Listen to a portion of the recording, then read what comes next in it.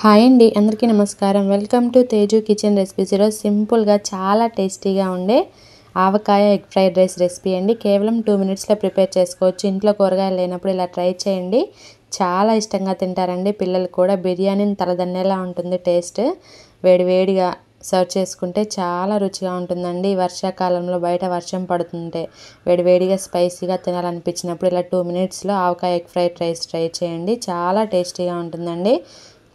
దానికోసం ముందుగా రైస్ తీసుకొని ఇందులోకి 1.5 టేబుల్ స్పూన్ ఈ ఆవకాయ పచ్చడి వేసుకొని మొత్తం బాగా కలిసేలాగా మిక్స్ చేసుకోవాలండి. చూస్తుంటేనే తినాలనిపిస్తుంది కదా. ఇంకా టేస్ట్ పెంచడం కోసము ఎగ్ ఫ్రైడ్ రైస్ చేసుకుందామండి. చాలా బాగుంటుందండి ఆవకాయ ఎగ్ ఫ్రైడ్ రైస్. మొత్తం కలిసేలాగా ఈ విధంగా మిక్స్ చేసి పెట్టుకొని స్టవ్ మీద ఇంకా కడాయి పెట్టుకొని 2 టేబుల్ స్పూన్ ఆయిల్ వేసుకొని 3 గుడ్లు పగలగొట్టుకొని వేసుకోండి. మీ క్వాంటిటీ బట్టి ఇంకా ఒక గుడ్డు వేసుకున్నా కానీ టేస్ట్ బాగుంటుందండి. నేను 2 మెంబర్స్కి చేస్తున్నాను కాబట్టి 3 గుడ్లు వేస్తున్నాను. ఇందులోకి లిటిల్ బిట్ సాల్ట్ వేసుకోండి. మనకు ఆల్రెడీ పచ్చళ్ళలో ఉంటుంది కాబట్టి చూసుకొని వేసుకోండి సాల్ట్. కొంచెం పసుపు, కొంచెం ధనియాల పొడి, కొంచెం జీలకర్ర పొడి స్ప్రింకిల్ చేసుకోండి. మరీ ఎక్కువగా వేయద్దు.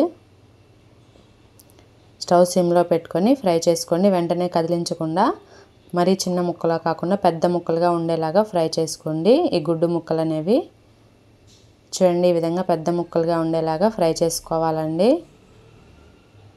కేవలం 2 మినిట్స్లో ప్రిపేర్ చేసుకోవచ్చండి. అప్పటికప్పుడు స్పైసీగా తినాలనిపిస్తే ఇందులోకి చిన్న ముక్కలుగా కట్ చేసుకునే వెల్లుల్లి ముక్కల్ని వేసుకొని ఫ్రై చేసుకోండి. మీరు ఫస్ట్ టైం కనుక మన ఛానల్ని చూస్తున్నట్లయితే లైక్ చేసి సబ్స్క్రైబ్ చేయండి ఫ్రెండ్స్. అండ్ అలాగే స్లైసెస్లా కట్ చేసుకున్న పచ్చిమిర్చి కూడా వేసుకొని 1 నిమిషం పాటు ఫ్రై చేసుకోవాలండి. ఈ వెల్లుల్లి పచ్చివాసన లేకుండా ఫ్రై చేసుకోండి 1 నిమిషం పాటు. ఇందులోకి ఇంకా ఈ స్టేజ్లో ముందుగా ప్రిపేర్ చేసుకుని ఈ ఆవకాయ రైస్ ఇందులోకి వేసుకోవాలండి.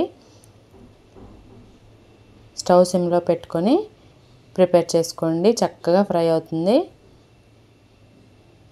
రైస్ అంతా బాగా వేడెక్కి ఒక 2-3 నిమిషాల పాటు స్టవ్ సిమ్లో పెట్టుకొని మొత్తం బాగా మిక్స్ చేసుకుంటూ ఫ్రై చేసుకోవాలండి. చాలా సింపుల్గా ప్రిపేర్ చేసుకోవచ్చండి. కేవలం 2 మినిట్స్లో అయిపోయే ఆవకాయ ఫ్రైడ్ రైస్ ఇంకా రెడీ అయిపోయిందండి. లాస్ట్లో కొంచెం కొత్తిమీర వేసుకొని మిక్స్ చేసుకుంటే వేడివేడిగా ఎంతో టేస్టీగా బిర్యానీ కంటే ఎక్కువగా రుచిగా ఉండే Avakaya egg fried rice ready. Thanks for watching.